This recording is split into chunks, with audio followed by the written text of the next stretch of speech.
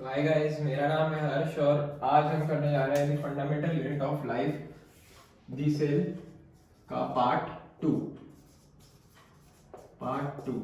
First part में हमने basic सी सारी सेल की इंफॉर्मेशन जान ली थी, मतलब सेल की प्लाज्मा मेम्ब्रेन, सेल की आउटरमोस्ट कवरिंग जिसको प्लाज्मा मेम्ब्रेन बोलते हैं, उसके बारे में हमने देखा था। साइटोप्लाज्म के बारे में देखा था। न्यूक्लियस के अंदर का जो भी कंटेंट था उसके बारे में हमने सारा सीखा था। तो आज हम कहाँ से चालू करने वाले हैं? आज हम सेल ऑर्गेनल्स, सेल के अंदर के जो ऑर्गन्स होते हैं, सेल ऑर्गन्स जो होते हैं उसको क्या बोलते हैं? सेल ऑर्गेनल्स बोलते हैं।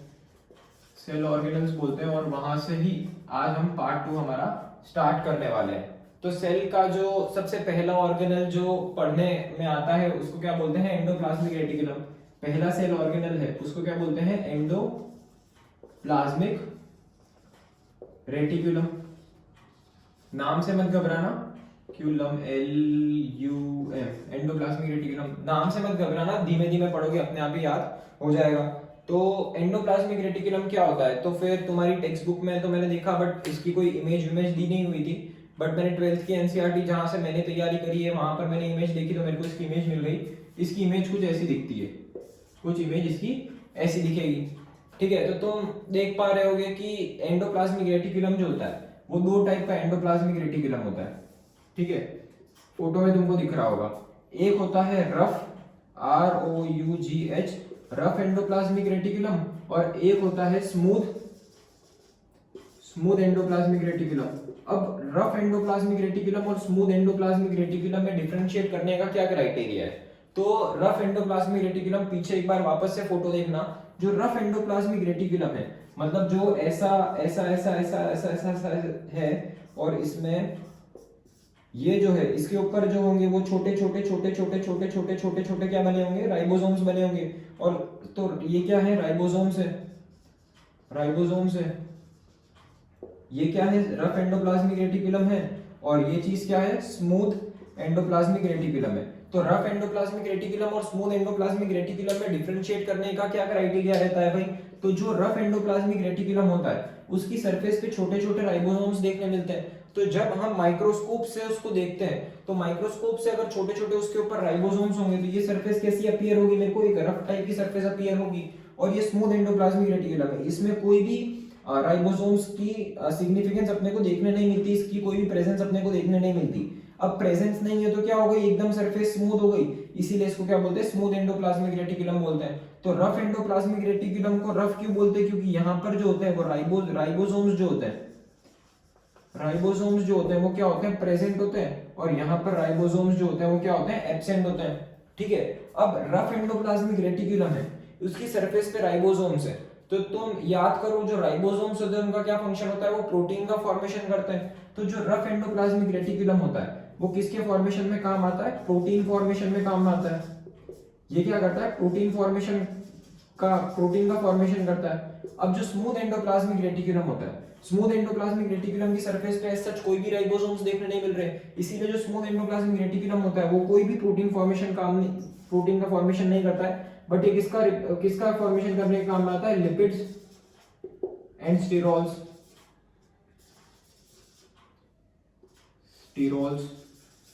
इसका फॉर्मेशन करने का काम में आता है। कौन? Smooth endoplasmic reticulum.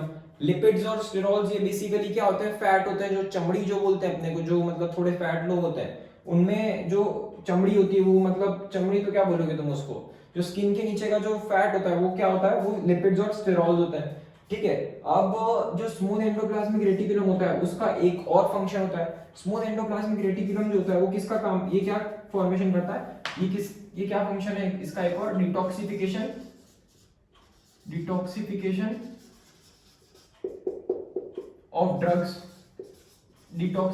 Of drugs करने के काम में आता है। अब डिटॉक्सिफिकेशन ऑफ ड्रग्स का मतलब क्या होता है? तुम खुद इसका मीनिंग निकालो। डी का मतलब क्या हो गया? नेगेटिव, मतलब कोई भी चीज को अपोज करेगा।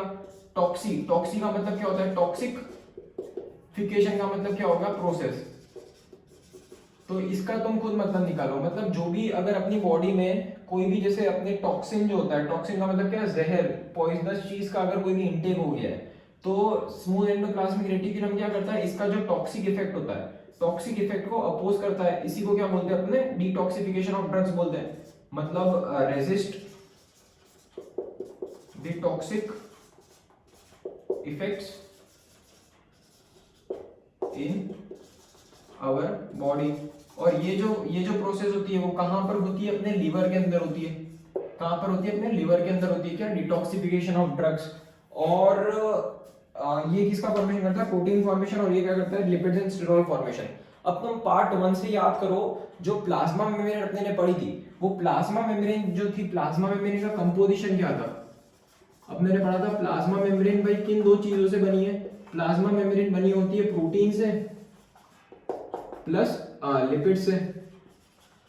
किससे बनी होती है, प्रोटीन से और लिपिड से बनी होती है। तो एंडोप्लाज्मिक रेटिकुलम में प्रोटीन फॉर्मेशन कौन कर रहा है, रफ एंडोप्लाज्मिक रेटिकुलम जो है वो प्रोटीन फॉर्मेशन कर रहा है, और लिपिड्स का फॉर्मेशन कौन कर रहा है, स्मूथ एंडोप्लाज्मिक रेटिकुलम जो है वो लिपिड्स का फॉर्मेशन कर रहा है। ठीक है, तो ये प्लाज्मा मेम्ब्रेन का जो फॉर्मेशन होता है वो भी कौन करना है, एंडोप्लाज्मिक रेटिकुलम जो होता है वो क्या करता है, प्लाज्मा मेम्ब्रेन का भी फॉर्मेशन करने के काम में आता है। क्योंकि इसके दो कंपोनेंट जो है, रफ एंडोप्लाज्मिक रेटिकुलम और smooth endoplasmic reticulum.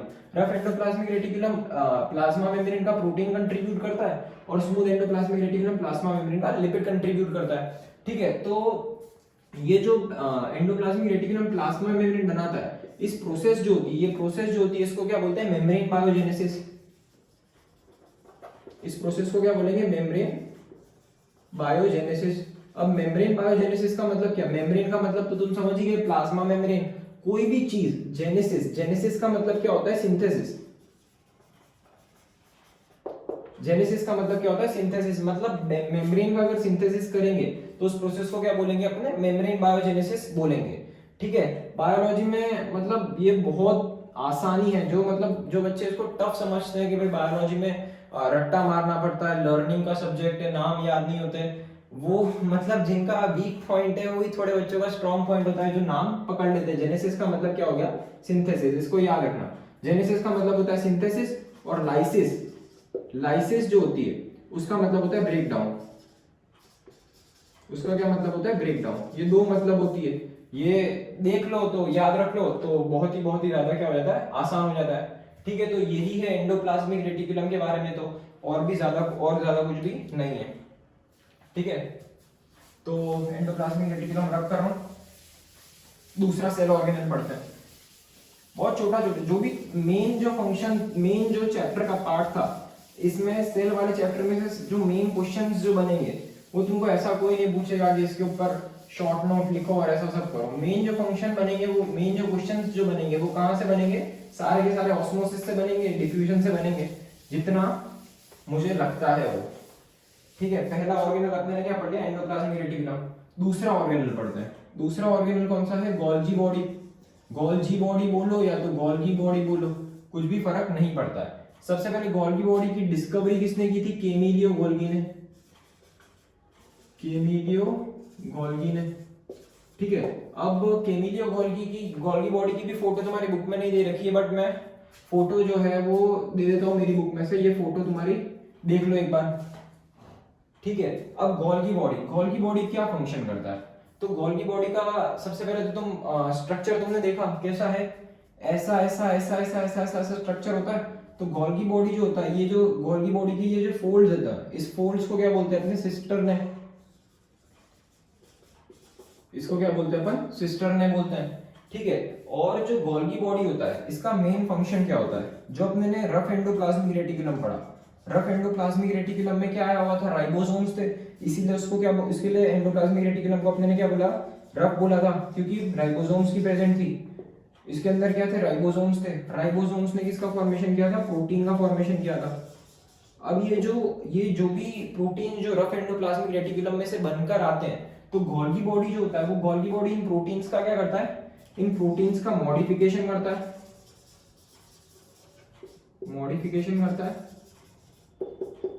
Modification and makes them suitable for the transport। अब भाई प्रोटीन का ट्रांसपोर्ट है, ये जो प्रोटीन जो बनकर आया है वो प्रोटीन का जो ट्रांसपोर्ट होता है वो दो जगह हो सकता है, सेल के बाहर भी हो सकता है, सेल के अंदर भी हो सकता है। प्रोटीन एक ऐसी चीज है, एक ऐसी बेसिक चीज है जो पूरी बॉडी में रिक्वायरमेंट होती है। तो अगर सेल के बाहर प्रोटीन भेजना है, सेल के अंदर प्रोटीन भेजना है, उन सबको वो प्रोटीन जो बनकर आया, मतलब ऐसा समझो ना कि कोई खेत है, खेत में वीट उगा, वीट जो है वो कहां पर आया, वीट उगाने का काम किसने कर दिया, अपनी एंडोप्लाज्मिक रेटिकुलम ने कर दिया। ये जो वीट था, ये वीट को अब कहां भेजा गया, कोई भी इंडस्ट्री में भेजा गया, उस इंडस्ट्री ने उस वीट का क्या किया, प्योरिफिकेशन किया, उसकी पैकेजिंग करी। अब पैकेजिंग कर दी तो ये क्या हो गया, रेडी टू ट्रांसपोर्ट हो गया, कहीं भी वीट को भेज सकते हैं अक्रॉस द कंट्री। तो वही काम जो है ये प्रोटीन बन करके आया, इसका मॉडिफिकेशन गोल्गी बॉडी ने किया, इसकी पैकेजिंग कर दी, PACKAGING, इसकी पैकेजिंग कर दी, और ये क्या हो गया, रेडी टू ट्रांसपोर्ट हो गया। क्या हो गया, रेडी टू ट्रांसपोर्ट। ठीक है, तो गोल्गी बॉडी जो होता है उसका मेन फंक्शन तुमने क्या पढ़ा, ये क्या करता है, प्रोटीन जो भी एंडोप्लाज्मिक रेटिकुलम में से, रफ एंडोप्लाज्मिक रेटिकुलम में से बनकर आ रहा था, उसकी क्या करता है, पैकेजिंग करता है और उसको ट्रांसपोर्ट के लिए रेडी कर देता है into and out of the cell. ठीक है, यही बेसिक फंक्शन है किसका, गोल्गी बॉडी का। तो इसकी अगर मैं मेन फंक्शन की बात करूं तो ये क्या करेगा, मॉडिफिकेशन,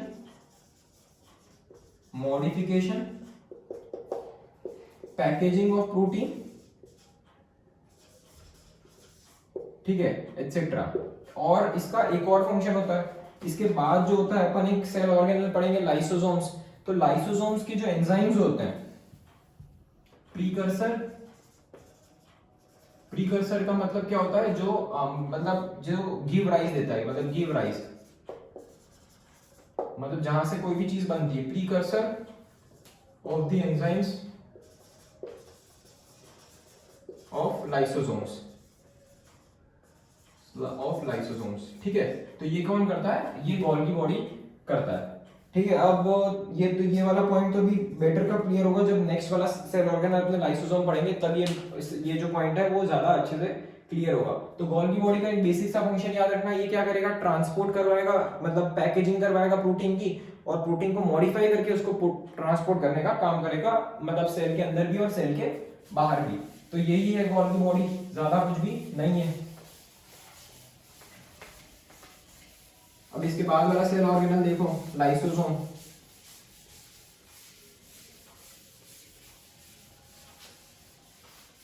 इसके बाद वाला सेल ऑर्गेनल देखो, लाइसोसोम। कौन से नंबर का हुआ, तीसरे नंबर का सेल ऑर्गेनल हुआ, लाइसोसोम। अब लाइसोसोम क्या करता है भाई, लाइसोसोम क्या होता है, तो लाइसोसोम को क्या बोला जाता है, डाइजेस्टिव सिस्टम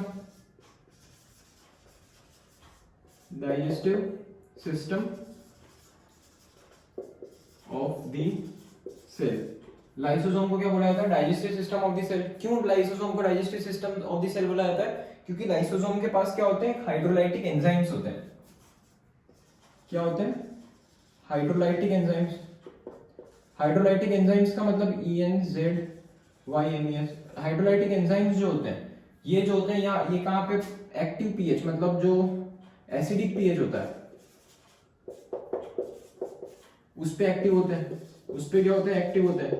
अब हाइड्रोलाइटिक एंजाइम का क्या सिग्निफिकेंस है, तो भाई तुम खुद सोचो, जैसे सेल है, सेल के अंदर जैसे कोई भी बैक्टीरिया आ गया, या तो कोई अनवांटेड अनडिजायरेबल सब्सटेंस आ गया जो सेल को हार्म कर सकता है, बैक्टीरिया आ गया, जैसे कोई अनवांटेड फूड पार्टिकल आ गया, कुछ भी आ गया, तो वो सेल को हार्म करेगा। तो सेल के पास एक मैकेनिज्म होता है ताकि वो अनवांटेड अनडिजायरेबल सब्सटेंस जो भी एंटर हुआ है सेल की परमिशन के बिगर, उसको डिस्ट्रॉय कर सके।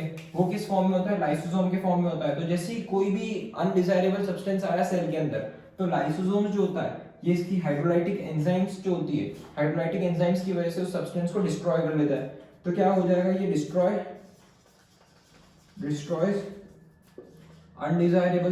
Undesirable substances with its enzymes। ठीक है, ये क्या कौन करता है, लाइसोजाइम करता है। अब जो अपने ने लास्ट पॉइंट पढ़ा था, लास्ट पॉइंट किसके अंदर, गोल्गी बॉडी के अंदर, जो अपने ने लास्ट पॉइंट पढ़ा था, तो वो लास्ट पॉइंट क्या था कि भाई गोल्गी बॉडी क्या था, प्रीकर्सर था of enzymes of lysozyme. Lysozyme के एंजाइम का वो प्रीकर्सर था। तो वो कौन से एंजाइम है, ये इसी एंजाइम की बात कर रहे हैं।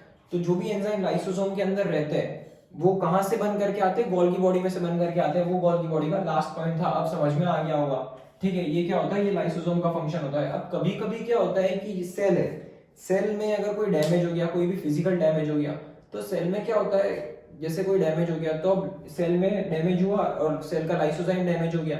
अब सेल का लाइसोजाइम डैमेज हो जाता है तो उससे क्या होगा, उसके जो भी एंजाइम्स है, उसके एंजाइम्स जो होते हैं वो लीक हो जाते हैं सेल के अंदर। मतलब when the cell is damage,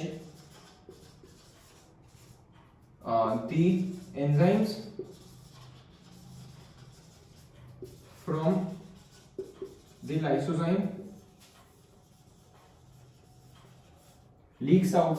मतलब इसके जो भी सेल, इसके जो भी एंजाइम्स होंगे, जो स्ट्रॉन्ग हाइड्रोलाइटिक एंजाइम्स होंगे, वो क्या हो जाएंगे, लीक आउट हो जाएंगे। वो लीक हो जाएंगे और ये एंजाइम इतने स्ट्रॉन्ग होते हैं कि पूरे के पूरे सेल को ही डाइजेस्ट कर जाएंगे। मतलब जो सेल के प्रोटेक्शन के लिए था वही सेल का एनिमी बन गया। कब, जब सेल में कोई भी डैमेज हो गया, लाइसोसोम सेल का डैमेज हो गया, तो वो क्या रिजल्ट होता है, पूरा का पूरा सेल ही डाइजेस्ट हो जाता है।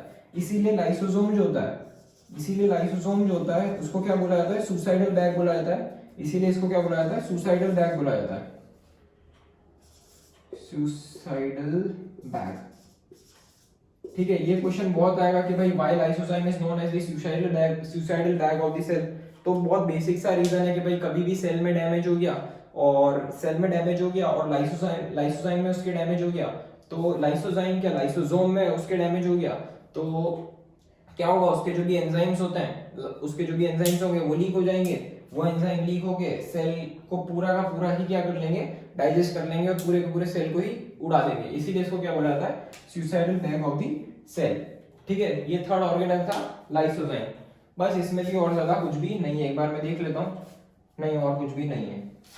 ठीक है, हाँ मतलब ये ध्यान रखना कि भाई अनडिजायरेबल सब्सटेंस है या तो कोई भी सेल का ऑर्गेनल है, जैसे एंडोप्लाज्मिक रेटिकुलम है, गोल्गी बॉडी है, वो जैसे ओल्ड हो गया है, वो इतना प्रॉपरली फंक्शन नहीं कर पा रहा है और सेल के लिए इनएफिशिएंट है, तो भी वो उसका क्या कर लेता है, डाइजेशन कर लेता है। कौन, लाइसोसोम। ठीक है, अब सेल का चौथा सेल ऑर्गेनल आया ना अपना। चौथा सेल ऑर्गेनल जो होता है सेल का, वो कौन सा हो जाएगा, वैक्यूल्स, CUOLES, वैक्यूल्स। वैक्यूल्स का मतलब क्या होता है, वैक्यूल्स किसके लिए होते हैं, स्टोरेज के लिए होते हैं। वैक्यूल्स किसके लिए होते हैं, स्टोरेज के लिए होते हैं। एक मिनट, हाँ, वैक्यूल जो होते हैं वो किसके लिए होते हैं, स्टोरेज के लिए होते हैं। स्टोरेज मतलब कोई भी सब्सटेंस है, कोई भी फूड है, कुछ भी स्टोर करना है तो वो किस में हो जाता है, वैक्यूल्स के अंदर स्टोर हो जाता है। अब वैक्यूल जो होते हैं वो एनिमल सेल में जो होते हैं, एनिमल सेल में हाईली रिड्यूस्ड होते हैं। एनिमल सेल में क्या होता है, हाईली रिड्यूस्ड मतलब एनिमल सेल में इतने ज्यादा वैक्यूल जो होते हैं वो देखने नहीं मिलते। बट जो प्लांट सेल होता है, अब एनिमल सेल का मतलब क्या, जो एनिमल में देखने मिल रहा है वो एनिमल सेल, जो प्लांट में देखने मिल रहा है वो प्लांट सेल। प्लांट सेल में वैक्यूल की वॉल्यूम इतनी ज्यादा होती है कि 50 to 90% of the cell volume इतना जो होता है वो क्या कर लेता है, ये ऑक्यूपाई कर लेता है, कौन, वैक्यूल। ठीक है, अब प्लांट में इतनी ज्यादा क्या होती है, इतनी ज्यादा वैक्यूल की वॉल्यूम होती है। एक ये जो वैक्यूल है, ये वैक्यूल के आसपास एक मेम्ब्रेन होती है। वैक्यूल की मेम्ब्रेन जो होती है उसको क्या बोलते हैं, टोनोप्लास्ट। तुम्हारे कोर्स में नहीं है बट ठीक है, मेरे को याद आया तो फिर मैंने तुमको बता दिया। वैक्यूल की जो मेम्ब्रेन होती है उसी को क्या बोलते हैं अपन, टोनोप्लास्ट बोलते हैं। अब ये जो स्टोरेज होता है ये किस चीज का स्टोरेज करेगा, प्लांट में किसका स्टोरेज करने का काम आता है, जैसे कोई प्रोटीन्स है, शुगर्स है, अमीनो एसिड्स है, ये सब एटसेट्रा का स्टोरेज जो होता है वो कौन करता है, वैक्यूल करता है। ठीक है, अब अमीबा जो अपने ने पढ़ा था, अमीबा याद है ना, यूनिसेलुलर ऑर्गेनिज्म था, यूनिसेलुलर का मतलब अपने ने तभी जाना था, यूनि का मतलब क्या था, वन, सेलर का मतलब क्या था, सेल। मतलब जो ऑर्गेनिज्म जिसमें सिर्फ एक ही सेल होता है उसको क्या बोलते हैं, यूनिसेलुलर ऑर्गेनिज्म बोलते हैं। तो अमीबा में जो ये वैक्यूल, अमीबा में एक वैक्यूल फाउंड होता है, अमीबा में एक वैक्यूल जो होता है वो उसमें क्या करता है, स्टोर्स फूड। अमीबा में वो फूड स्टोर के काम में आता है। इसीलिए अमीबा का जो वैक्यूल होता है, अमीबा में जो वैक्यूल होता है उसको क्या बोलते हैं, फूड वैक्यूल बोलते हैं। अमीबा में जो भी वैक्यूल होगा उसको क्या बोलेंगे अपन, फूड वैक्यूल बोलेंगे। ठीक है, अब जो भी ये यूनिसेलुलर ऑर्गेनिजम्स जो होते हैं इसमें इसमें भी वैक्यूल, मतलब इसमें अपने ने पढ़ा वैक्यूल की थोड़ी हाई होती है। अब ये जो वैक्यूल की वॉल्यूम जो होती है वो क्या होती है, हाई होती है। अब ये जो वैक्यूल होता है ये क्या करता है, अगर प्लांट में या तो किसी में भी जैसे एक्सेस वाटर है या एक्सेस फूड है, जो मतलब सेल को इतनी ज्यादा रिक्वायरमेंट नहीं है, तो सेल उसको एक्सक्रीट कैसे करेगा, तो वैक्यूल जो होता है वो वैक्यूल ये एक्सक्रीजन जो होता है, excess food is excreted by the contraction of vacuole. मतलब क्या होता है, उसकी जो वैक्यूल है वो क्या हो जाती है, सेल की कॉन्ट्रैक्ट हो जाती है, तो जो भी सेल में एक्सेस वाटर है, सेल में एक्सेस फूड है, वो सबका सब क्या आता है, बाहर आ जाता है, वो सबका सब क्या होता है, एक्सक्रीट आउट हो जाता है। तो इसी को क्या बोलते, इसी को मतलब यही इसी तरह वैक्यूल जो होता है वो भी क्या काम में आता है, एक्सक्रीजन के काम में आता है। अब जो अपने ने ये जो चार जो अपने ने ये सेल ऑर्गेनल पढ़े, सबसे पहला सेल ऑर्गेनल पढ़ा अपने ने एंडोप्लाज्मिक रेटिकुलम, दूसरा सेल ऑर्गेनल पढ़ा अपने ने गोल्गी बॉडी, तीसरा सेल ऑर्गेनल पढ़ा अपने लाइसोसोम, और चौथा सेल ऑर्गेनल जो था वो अपने ने पढ़ा वैक्यूल। ये तीनों जो होते हैं वो कैसे सिंक्रोनाइज्ड वे में काम करते हैं। ये एक सिंक्रोनाइज्ड वे में काम करते हैं, और इसको अपने क्या बोलते हैं, एंडो मेम्ब्रेन सिस्टम का पार्ट बोलते हैं, इन सिंक्रोनाइज्ड एंडो मेम्ब्रेन सिस्टम। ठीक है, इतना कुछ काम का नहीं है, बट ठीक है मेरे को याद था तो मैंने तुमको बता दिया, एक्स्ट्रा नॉलेज। ये सब थी वैक्यूल की कहानी। अब दो और सेल ऑर्गेनल बचे, कौन से, माइटोकॉन्ड्रिया। सबका तुमको मतलब बेसिक याद होना चाहिए, बेसिक ध्यान रहना चाहिए कि भाई कौन सा सेल ऑर्गेनल का क्या फंक्शन होता है। लास्ट में अपन एक बार कंक्लूड तो कर ही लेंगे कौन सा सेल ऑर्गेनल क्या काम कर रहा था। सबके बेसिक से फंक्शन अगर तुमको याद होंगे तो तुमको कहीं भी प्रॉब्लम नहीं होगी। ठीक है, अब जो पांचवा जो सेल ऑर्गेनल है, पांचवा सेल ऑर्गेनल थोड़ा इंपॉर्टेंट है, इसको क्या बोलते हैं, माइटोकॉन्ड्रिया। अब माइटोकॉन्ड्रिया जो होता है, माइटोकॉन्ड्रिया की भी फोटो तुम्हारे उसमें नहीं है, माइटोकॉन्ड्रिया की फोटो लो, देख लो एक बार माइटोकॉन्ड्रिया कैसा दिखता है। ठीक है, अब माइटोकॉन्ड्रिया जो होता है इसको क्या बोला जाता है, powerhouse of the cell, powerhouse of the cell. अब इसको क्यों powerhouse of the cell बोला जाता है माइटोकॉन्ड्रिया को, क्यों, क्योंकि ये एनर्जी प्रोडक्शन के काम में आता है, एनर्जी प्रोडक्शन के काम में आता है। वो अभी अपने देखते हैं माइटोकॉन्ड्रिया जो भी तुमने फोटो में देखा कैसा था, डबल मेम्ब्रेन बाउंड था, डबल दो मेम्ब्रेन होती है माइटोकॉन्ड्रिया की। जो आउटर मेम्ब्रेन जो होती है, आउटर मेम्ब्रेन जो होती है वो कैसी होती है, पोरस होती है। पोरस देखो नाम ही निकालो, पोरस में क्या आ रहा है, पोर आ रहा है, मतलब क्या होती है, हैविंग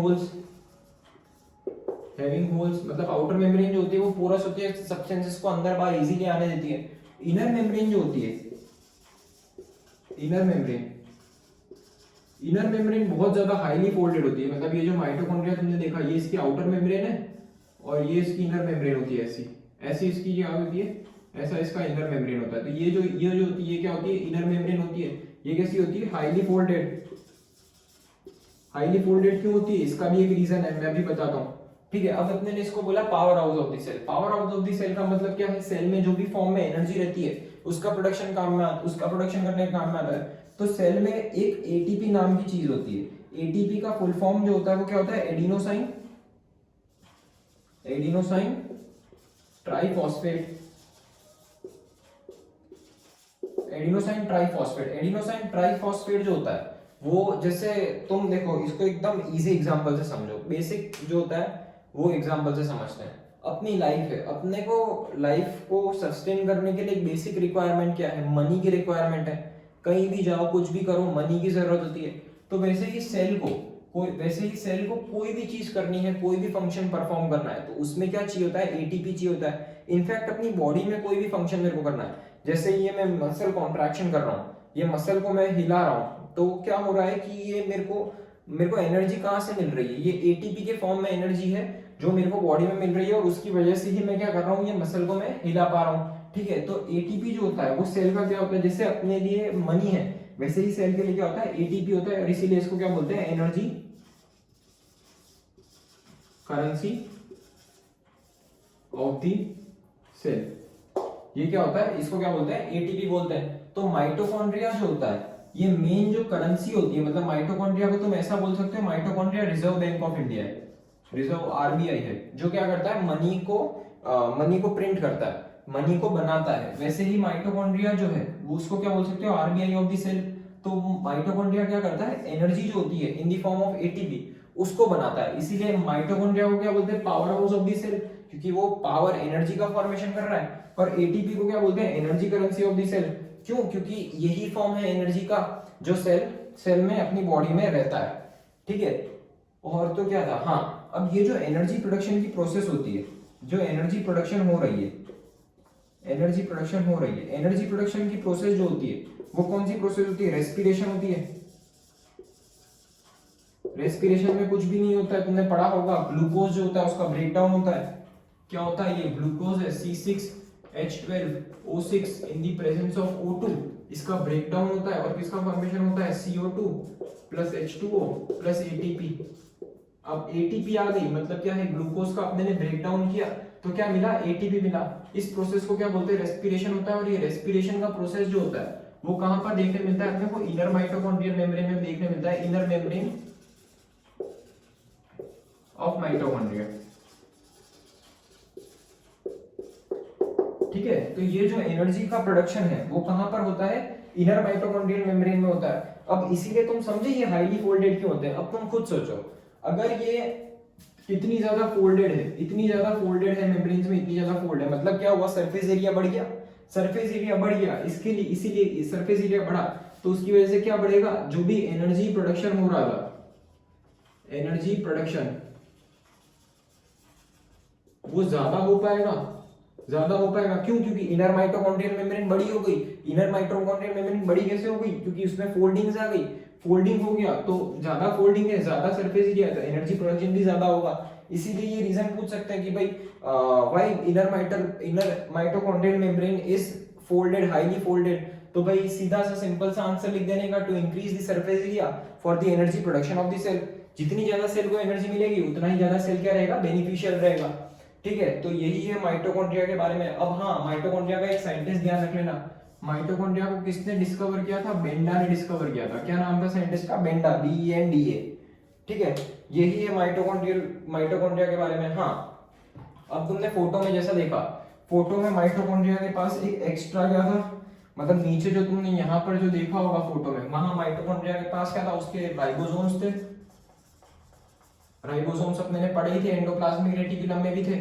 प्लस इसके पास अपना ही क्या होता है, अपने खुद का एक डीएनए होता है। मतलब जो डीएनए अपने ने सेल में पढ़ा था, न्यूक्लियस के अंदर पढ़ा था, किसमें, क्रोमेटिन के फॉर्म में रहता है, वो थोड़ा सा डीएनए जो होता है वो माइटोकॉन्ड्रिया में भी अपने को देखने मिलता है। ठीक है, ये चीज याद रखना, एक पॉइंट बनेगा, पीछे मैं करवाऊंगा जब मैं प्लास्टिड्स पढ़वा दूंगा, उसके बाद में एक पॉइंट लिखवाऊंगा, वो पॉइंट में वो उसमें ये आ जाएगा, कंक्लूड हो जाएगा। ठीक है, तो माइटोकॉन्ड्रिया के बारे में इतना ही है। लास्ट सेल ऑर्गेनल देखते हैं।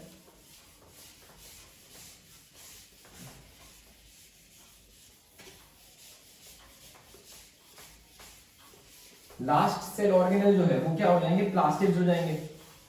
ठीक है, रुको 2 मिनट बस, हो गया।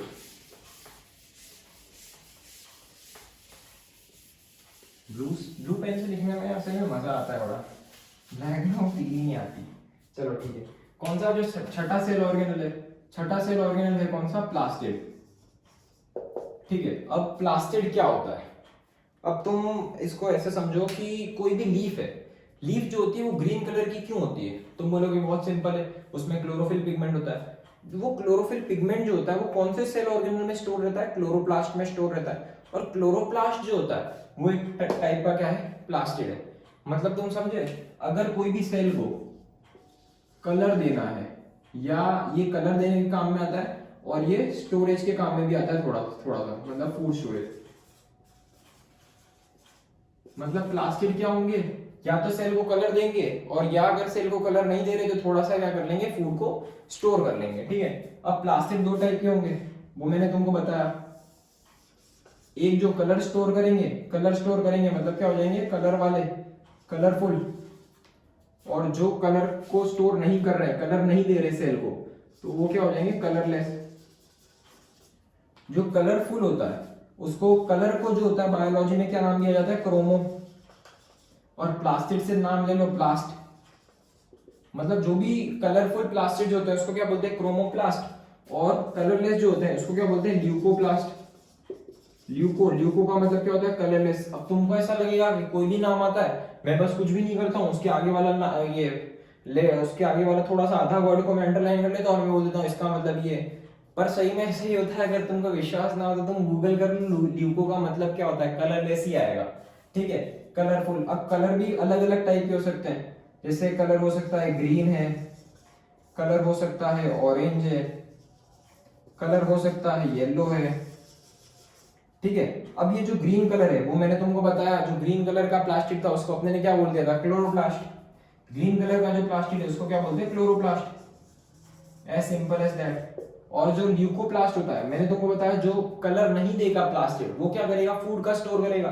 तो फूड का जो स्टोर करता है वो कैसे करेगा, जो स्टार्च का स्टोर कर सकता है, प्रोटीन का स्टोर कर सकता है, फैट का स्टोर कर सकता है। ठीक है, तो ऐसे अलग अलग जो होते हैं ये लोग क्या करते हैं, फूड को स्टोर करते हैं। ये बेसिक सी चीज है भाई। प्लास्टिक क्या करता है, कलर प्रोवाइड करता है, कलर प्रोवाइड नहीं कर रहा है तो फूड स्टोर करेगा।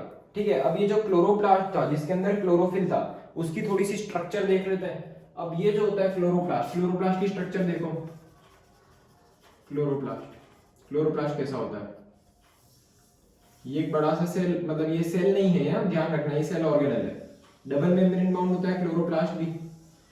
ये दो मेम्ब्रेन है, ये क्लोरोप्लास्ट की आउटर मेम्ब्रेन है, ये क्लोरोप्लास्ट की इनर मेम्ब्रेन है। ठीक है, अभी जो क्लोरोप्लास्ट होता है इसके अंदर क्या होता है, ये छोटे छोटे स्टैक्स होते हैं ऐसे डिस्क जैसे, इसको क्या बोला जाता है, थाइलेकॉइड।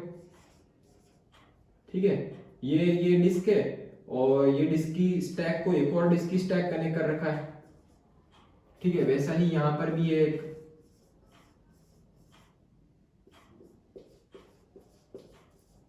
ठीक है समझे। तो ये जो एक डिस्क है, एक डिस्क को क्या बोला जाता है, थाइलेकॉइड। अब मैं जो बोल रहा था ना कि क्लोरोफिल किस में होता है, तो क्लोरोफिल थाइलेकॉइड में होता है। इसके अंदर क्या होता है, क्लोरोफिल पिगमेंट होता है। क्लोरोफिल जो कोई भी लीफ को क्या देता है, ग्रीन अपीयरेंस जो होता है वो देने के काम में आता है। वो क्लोरोफिल पिगमेंट जो होता है वो कहां पर होता है, थाइलेकॉइड में होता है। ये जो थाइलेकॉइड का पूरा स्टैक है, मतलब ये जो पूरा ढगले जैसा तुमको दिख रहा है, इस पूरे ढगले को, पूरे स्टैक को क्या बोलते हैं अपने, ग्रेना। क्या बोलते हैं, ग्रेना बोलते हैं। ये जो स्टैक के अंदर वाली, ये जो बाहर की जो चीज है, मतलब बाहर का जो फ्लूइड है, इसको क्या बोलते हैं, स्ट्रोमा। ठीक है, बस इतना ही है। और क्लोरोप्लास्ट में माइटोकॉन्ड्रिया जैसे ही खुद के राइबोसोम्स होते हैं और खुद का डीएनए होता है। ये क्या हो जाएंगे, इसके पास राइबोसोम्स हो जाएंगे और ये इसका क्या हो जाएगा, डीएनए हो जाएगा। ठीक है, तो अब समझ गए, ये क्लोरोप्लास्ट की आउटर मेम्ब्रेन, ये क्लोरोप्लास्ट की इनर मेम्ब्रेन है। ये जो एक स्टैक है इसको क्या बोलते हैं, थाइलेकॉइड। और ये जो पूरी जो एक इस पे ये लोग डिस्क पूरे अरेंज्ड है ऐसे, इस अरेंजमेंट को क्या बोलते हैं, ग्रेना। ये जो बाहर वाली चीज होती है इसको बोलते हैं स्ट्रोमा। ये थाइलेकॉइड जो होता है इसके अंदर ही क्या रहता है, क्लोरोफिल स्टोर रहता है। और क्लोरोप्लास्ट के अंदर ही क्या होता है, इसके राइबोसोम्स होते हैं और इसका डीएनए होता है। ठीक है, अब तुम देखो अपने ने कितने 6 सेल ऑर्गेनल पढ़े। 6 सेल ऑर्गेनल में तुम देखो किसके पास खुद का डीएनए और खुद का राइबोसोम है। तो तुम देखोगे, तुम बोलोगे एंडोप्लाज्मिक रेटिकुलम में जो रफ एंडोप्लाज्मिक रेटिकुलम था उसके पास राइबोसोम्स थे पर उसके पास खुद का डीएनए नहीं था। फिर अपने ने पढ़ा गोल्गी बॉडी में ना उसके पास राइबोसोम्स थे ना उसके पास डीएनए था। फिर अपने ने पढ़ा लाइसोसोम्स, उसमें भी दोनों नहीं थे। फिर अपने ने पढ़ा वैक्यूल्स, उसमें भी कुछ नहीं था। फिर अपने ने पढ़ा माइटोकॉन्ड्रिया, हाँ माइटोकॉन्ड्रिया में अपने ने पढ़ा था, माइटोकॉन्ड्रिया के पास तुमने फोटो में देखा, फोटो में भी देखा होगा, खुद का उसके पास डीएनए है और खुद का उसके पास क्या है, राइबोसोम से। और प्लास्टिड्स में अपने ने क्लोरोप्लास्ट जो टाइप होता है प्लास्टिड का, उसमें अपने ने देखा इसका उसके पास खुद का डीएनए और खुद का राइबोसोम है। तो तुम देखोगे कि एक सेल जो होता है उसको बेसिकली डिवाइड करने के लिए सिर्फ ये दो ही चीजें चाहिए होती है। उसके पास खुद की प्रोटीन मशीनरी हो, मतलब वो खुद का प्रोटीन बना सकता हो, तो उसके पास मतलब खुद के राइबोसोम्स होंगे तो प्रोटीन अपने आप ही बन जाएगा क्योंकि राइबोसोम्स प्रोटीन बनाते हैं। और उसके पास खुद का डीएनए हो, खुद का जेनेटिक इंफॉर्मेशन स्टोर हो कि भाई उसका अपीयरेंस कैसा है। सिर्फ दो ही चीज होती है जो सेल को डिवाइड करने के लिए बेसिकली चाहिए होती है। तो वो दो चीजें तो सेल के ऑर्गन्स में भी है, तो मतलब ये जो सेल ऑर्गन्स जो होते हैं वो खुद की मर्जी से भी डिवाइड कर सकते हैं। इनके पास खुद का डीएनए और खुद का राइबोसोम्स है। तो ऐसे जो सेल ऑर्गेनल जो होते हैं वो खुद से डिवाइड कर सकते हैं, उनको कोई भी सेल की परमिशन की जरूरत नहीं होती। उसको क्या बोलते हैं? Semi autonomous cell organelles. Semi autonomous cell organelles. Autonomous का मतलब तुम समझ ही गए कि वो किसी पे भी डिपेंड नहीं है, उनको कोई भी चीज कोई भी डिवाइड करने के लिए परमिशन सेल की लेने की कोई भी जरूरत नहीं है। इसको क्या बोलते हैं? Semi autonomous cell organelles. और ये कौन से सेल ऑर्गेनल्स होते हैं? एक होता है माइटोकॉन्ड्रिया, और दूसरा सेल ऑर्गेनल जो होता है वो कौन सा होता है? क्लोरोप्लास्ट। क्लोरोप्लास्ट मैंने तुमको डीप में समझाया है, इन शॉर्ट प्लास्टिड कर लो। वो क्या होता है? प्लास्टिड होता है। ठीक है, तो बस यही है प्लास्टिड्स के अंदर बेसिक इंफॉर्मेशन। खाली ध्यान रखना कि क्या इसका फंक्शन है। ठीक है, अब मैं तुमको फटाफट से समराइज करा देता हूँ कौन से सेल ऑर्गेनल का क्या फंक्शन अपने ने पढ़ा था। फिर उसके बाद मतलब थोड़ा कुछ है, थोड़ा सा ही चैप्टर है, अभी तो खत्म हो गया है, वहां से ज्यादा मेरे को लगता नहीं क्वेश्चंस भी पूछेंगे।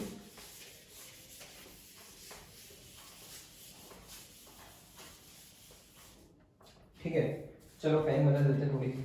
सबसे पहला सेल ऑर्गेनल जो था, सबसे पहला सेल ऑर्गेनल जो था वो अपने ने क्या पढ़ा था? Endoplasmic reticulum. क्या पढ़ा था? Endoplasmic reticulum.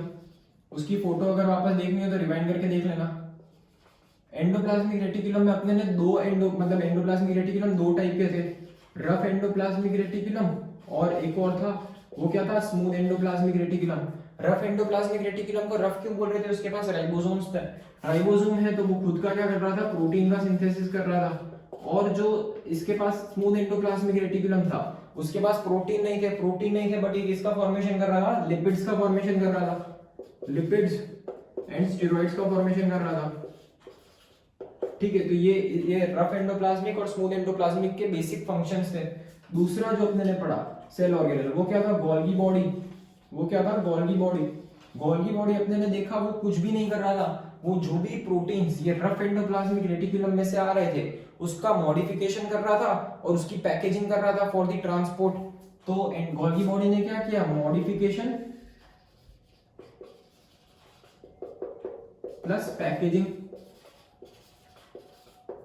पैकेजिंग किसकी पैकेजिंग करी? Of proteins. स्पेलिंग याद देख लेना। ठीक है, फिर तीसरा सेल ऑर्गेनल जो था अपने ने पढ़ा था लाइसोसोम। लाइसोसोम क्या कर रहा था? लाइसोसोम के पास हाइड्रोलाइटिक एंजाइम्स थे जो गोल्गी बॉडी ने बना के उसको दिए थे। लाइसोसोम क्या कर रहा था? जो भी अनडिजायरेबल सब्सटेंस है, जैसे कोई भी बैक्टीरिया आ गया या तो कोई भी सेल ऑर्गेनल जो है वो ओल्ड हो गया है, वो प्रॉपर्ली फंक्शन नहीं कर रहा है, तो उसको क्या कर रहा था? डाइजेस्ट कर रहा था। तो लाइसोसोम के पास क्या थे? डाइजेस्टिव सिस्टम था, सिस्टम ऑफ द सेल। ठीक है, चौथा सेल ऑर्गेनल जो था उसमें अपने ने पढ़ा था वैक्यूल। वैक्यूल का मतलब ही क्या था? वो प्लांट सेल में फाउंड हो रहा था, और वैक्यूल जो था वो स्टोरेज के काम में आ रहा था। वो स्टोर कर रहा था सब्सटेंसेस को, कार्ब्स को, स्टार्च को, कार्बोहाइड्रेट्स थे, प्रोटीन्स थे, अमीनो एसिड्स थे, ये सब को क्या कर रहा था? स्टोर कर रहा था। पांचवा सेल ऑर्गेनल जो अपने ने पढ़ा वो क्या था? माइटोकॉन्ड्रिया थे। वो क्या था? माइटोकॉन्ड्रिया था। माइटोकॉन्ड्रिया क्या कर रहा था? जो सेल की जो एनर्जी करेंसी होती है जिसको एटीपी बोलते हैं, एडिनोसाइन ट्राइफॉस्फेट, उसका फॉर्मेशन कर रहा था। तो ये क्या कर रहा था? एटीपी प्रोडक्शन कर रहा था। ठीक है, छठा जो सेल ऑर्गेनल अपने ने पढ़ा वो कौन से थे? प्लास्टिड्स। प्लास्टिड्स दो फंक्शन कर रहे थे। एक सेल को कलर, मतलब कोई भी सेल को कलर दे रहा था, अगर कलर नहीं दे रहा है तो वो क्या कर रहा था? स्टोरेज का काम कर रहा था थोड़ा बहुत। ठीक है, तो ये बेसिक से सेल ऑर्गेनल्स थे। ये 6 सेल ऑर्गेनल पढ़े और ये सेल ऑर्गेनल्स की क्या हो गई? समरी हो गई। अब तुम पूछोगे ये सेल ऑर्गेनल, तो ये सेल ऑर्गेनल हमेशा ध्यान रखना, अपने ने जब साइटोप्लाज्म पढ़ा था तब साइटोप्लाज्म जल्दी में निपटा दिया था, पर अगर तुमको पता ही नहीं होगा कि ये सेल ऑर्गेनल्स होते कहाँ हैं तो तुम क्या हो जाओगे? दिक्कत में आ जाओगे। ये सेल था, ये सेल की क्या थी? Plasma membrane. ये सेल का क्या था? साइटोप्लाज्म। और ये क्या था? न्यूक्लियस। ठीक है, तो ये सारे जो सेल ऑर्गेनल्स जो भी अपने ने पढ़े, ये 6 के 6 सेल ऑर्गेनल्स जो होते हैं वो कहां पर होते हैं? साइटोप्लाज्म में ही होते हैं। साइटोप्लाज्म के नीचे ब्रैकेट करके लिख रहा हूं, contains all the cell organelles. ठीक है, तो बस इतना ही है। ये पार्ट में मतलब अपने ने सेल देख लिया, सेल के सारे सेल ऑर्गेनल्स देख लिए। अब सेल का लास्ट टॉपिक जो है वो किसके बारे में है, सेल की डिवीजन के बारे में। Last topic of the chapter है सेल डिवीजन। तो देखो नाम से ही तुमको क्लियर हो रहा होगा सेल डिवीजन का मतलब क्या, सेल डिवीजन का मतलब क्या होता है, नाम से ही क्लियर हो रहा होगा।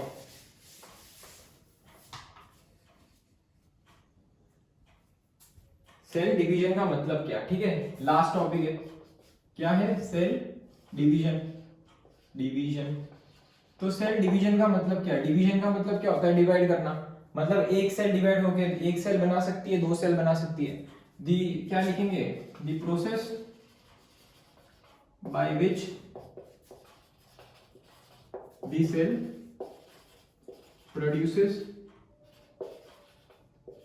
इट्स ऑफस्प्रिंग्स, ठीक है, इसको क्या बोलते हैं अपन, सेल डिवीजन बोलते हैं। अब सेल डिवीजन जो होता है वो दो टाइप का हो सकता है, ठीक है, कि कितने सेल बन रहे हैं। मतलब अगर सेल डिवाइड होके दो सेल बना रहा है तो वो माइटोसिस प्रोसेस होती है। दो टाइप का होता है, एक हो गया माइटोसिस और एक होता है मियोसिस, ठीक है। माइटोसिस का मतलब क्या होता है, माइटोसिस का मतलब क्या है कि अगर सेल डिवाइड होके अगर दो सेल का फॉर्मेशन कर रहा है, मतलब दो डॉटर सेल बन रही है, दो ऑफस्प्रिंग अगर उसके बन रहे हैं, तो वो प्रोसेस जो होगी वो कहाँ आएगी, माइटोसिस में आएगी। और मियोसिस का मतलब क्या होगा, अगर डिवाइड होके चार डॉटर सेल बन रहे हैं तो उसको क्या बोलेंगे अपन, मियोसिस बोलेंगे, ठीक है। तो माइटोसिस क्या होगा, प्रोड्यूसेस टू डॉटर सेल्स, और मियोसिस में क्या हो जाएगा, प्रोड्यूसेस फोर डॉटर सेल्स, ठीक है। माइटोसिस वाली जो प्रोसेस होती है वो कहां पर होती है, जैसे सेल को हील करना है, मतलब सेल हील, कोई भी चीज को हीलिंग चाहिए, ग्रोथ चाहिए, रिपेयर चाहिए, रीजनरेशन चाहिए, ये सब प्रोसेस जो होती है, ये सब प्रोसेस में माइटोसिस डिवीजन काम में आता है। कहां पे हो जाएगा, रिपेयर के काम, रिपेयर में आ जाएगा, रीजनरेट में हो जाएगा,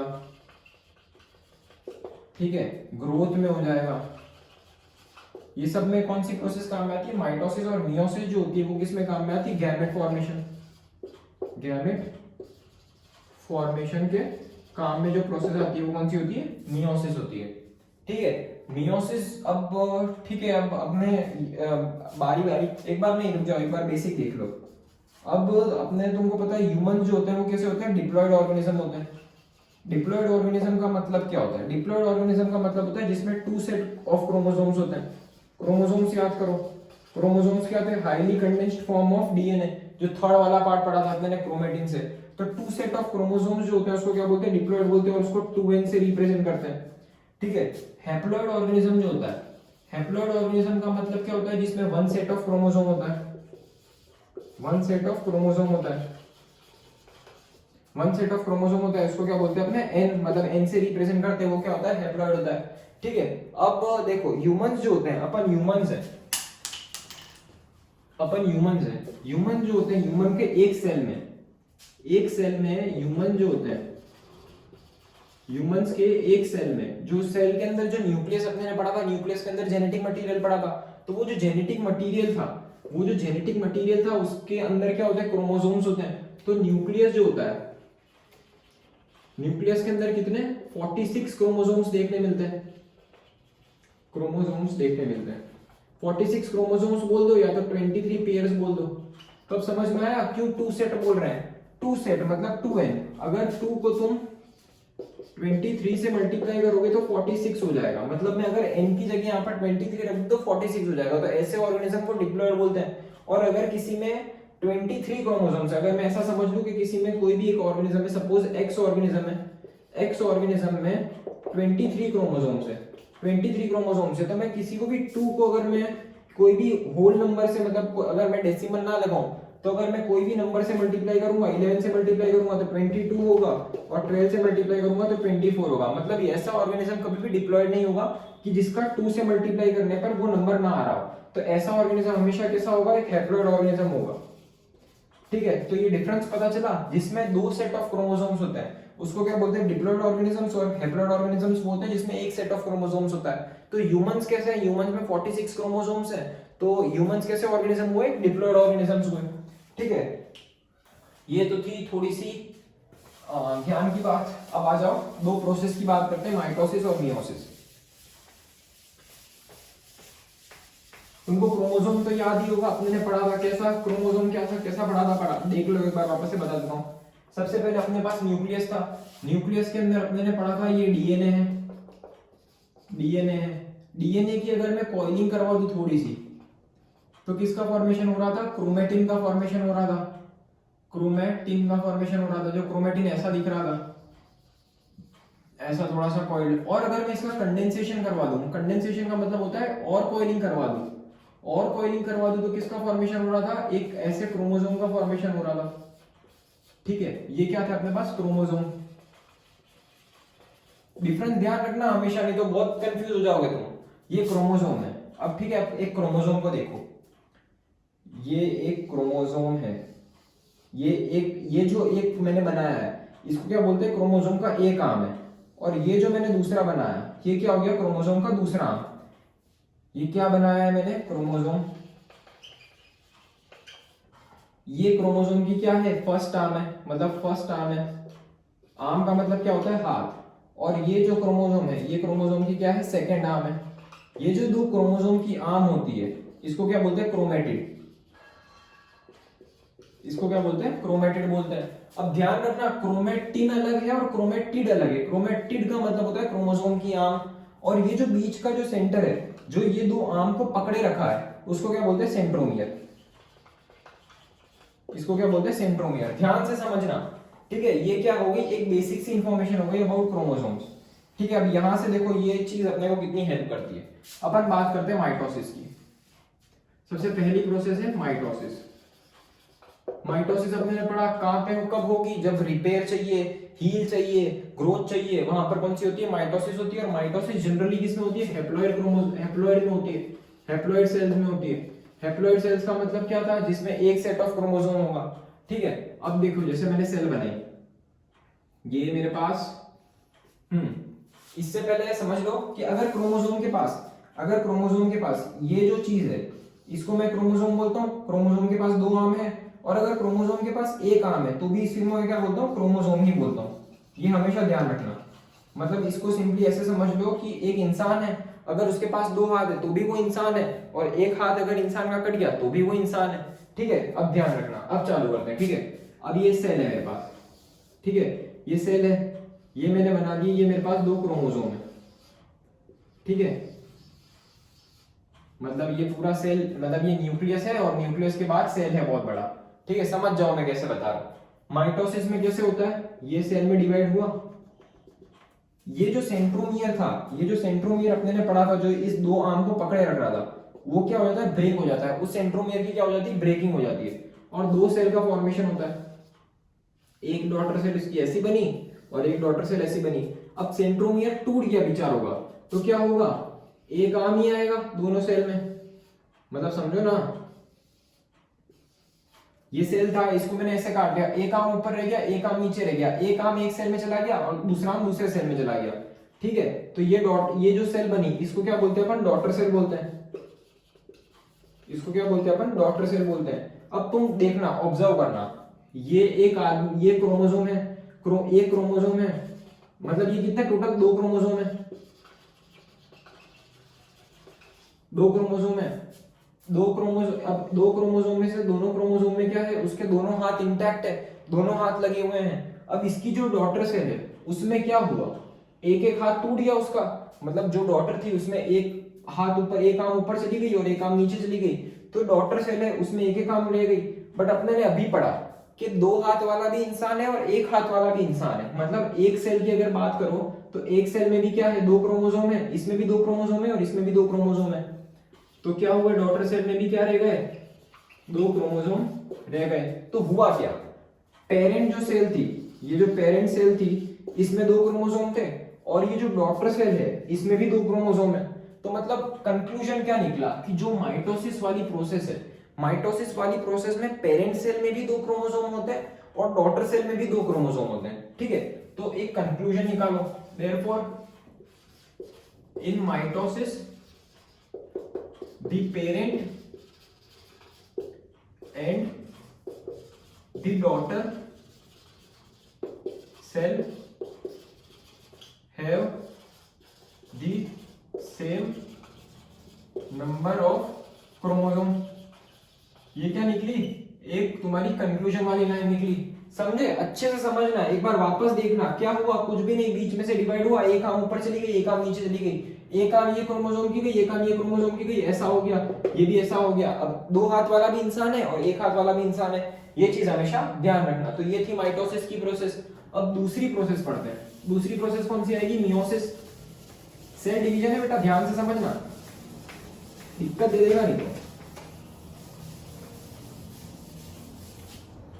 दूसरी प्रोसेस पढ़ते हैं मियोसिस।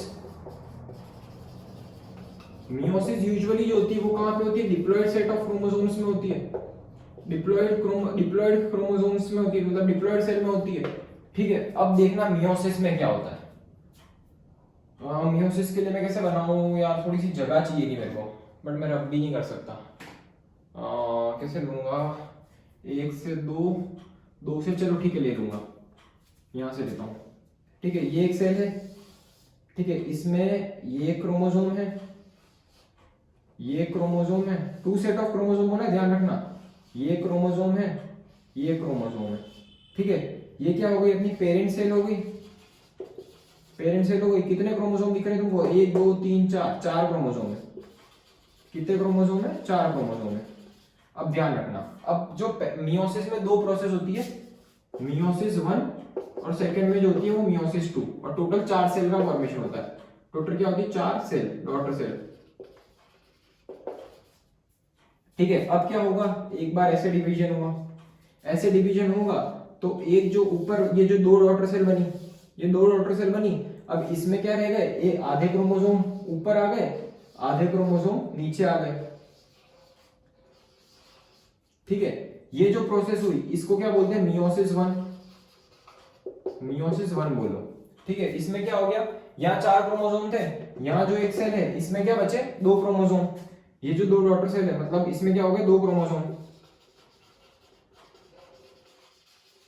ठीक है, अब क्या हुआ, मियोसिस 2 दूसरी प्रोसेस हुई।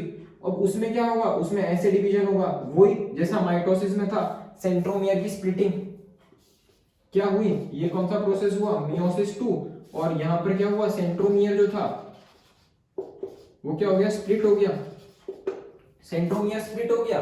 तो ऐसे स्प्लिट हुआ तो ये जो एक आर्म थी ये एक में से 2 बनेगी और इसमें से 2 बनेगी, मतलब टोटल 4 बनेगी। इसके 2 बना तो ये पहले वाली में से, ये इसके 2 बने। अब स्प्लिट हो गया तो एक आधी आर्म यहाँ आ गई, आधी आर्म यहाँ आ गई, आधी आर्म यहाँ हो गई, आधी आर्म यहाँ आ गई। इसके 2 बनाओ, आधी आर्म यहाँ आई, आधी आर्म यहाँ आई, आधी आर्म यहाँ आई, आधी आर्म यहाँ आई। ठीक है, समझे। अब ये क्या बनी, 4 डॉटर सेल बनी।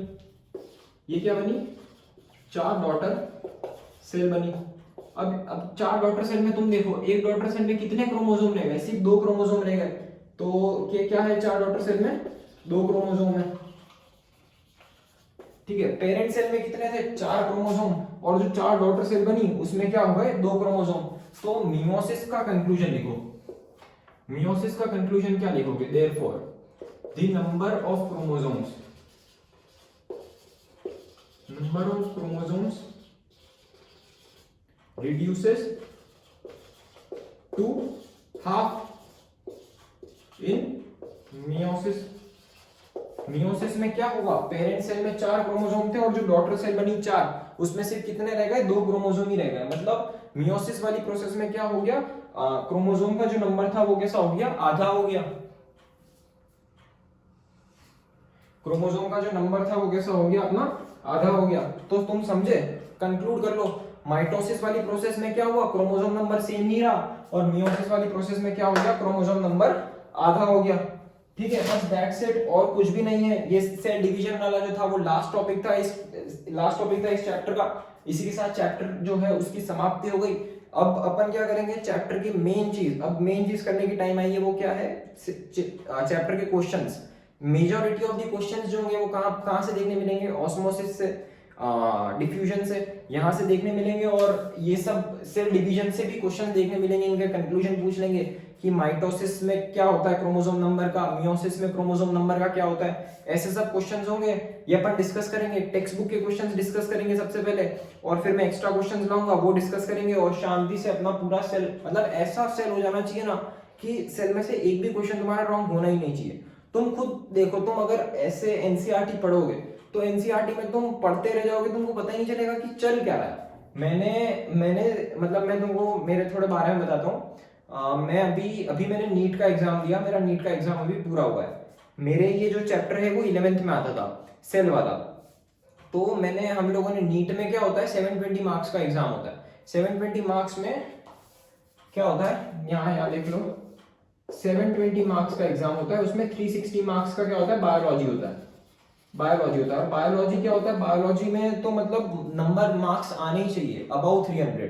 तो बायोलॉजी इतनी थरोली, इतनी अच्छे से हमको पढ़ाई जाती है, और हमको मतलब इतनी अच्छे से मैंने तैयारी करी थी कि मेरे को सारी शॉर्ट ट्रिक्स, मेरे को सब पता है कि कहाँ पे मैं कंफ्यूज रहता था, किसको मैंने कैसे मेमोराइज किया है। तो वैसे मैंने उसको समराइज करके, उसको सम अप करके तुमको इस चैप्टर में डिलीवर कर दिया। इतना कुछ वैसे था भी नहीं, मतलब 9th के बेसिस से जितना मैंने 11th में पढ़ा था, बट फिर भी बहुत आसानी हो जाएगी। तुम अगर एनसीईआरटी पढ़ोगे ना तो घूमते रह जाओगे कि क्या चल रहा है। और मैंने तुमको एकदम सिंप्लीफाई करके, एकदम सीरीज में, एकदम पैटर्न में बता दिया।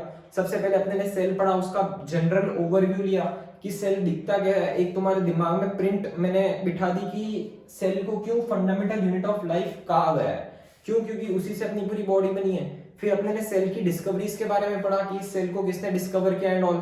फिर हमने सेल का बेसिक पढ़ा कि सेल की जो आउटर मोस्ट कवरिंग थी उसको प्लाज्मा मेम्ब्रेन बोलते हैं। प्लाज्मा मेम्ब्रेन सब टॉपिक थे। फिर साइटोप्लाज्म पढ़ा, फिर न्यूक्लियस पढ़ा, फिर जो सेल के जो मेन ऑर्गेनल्स थे ये आज हमने ये टॉपिक में डिस्कस कर लिया। और फिर लास्ट टॉपिक आता है सेल का डिवीजन, सेल कैसे डिवाइड करता है, और ये मैंने पूरी तुमको पढ़ा दी माइटोसिस और मियोसिस सिंपल वे में। ठीक है, इससे सिंपल मेरे को नहीं लगता कि कर सकता है, और हो सकता है, होगा तो और ट्राई करेंगे। ठीक है, तो पढ़ते रहो, ऑल द बेस्ट।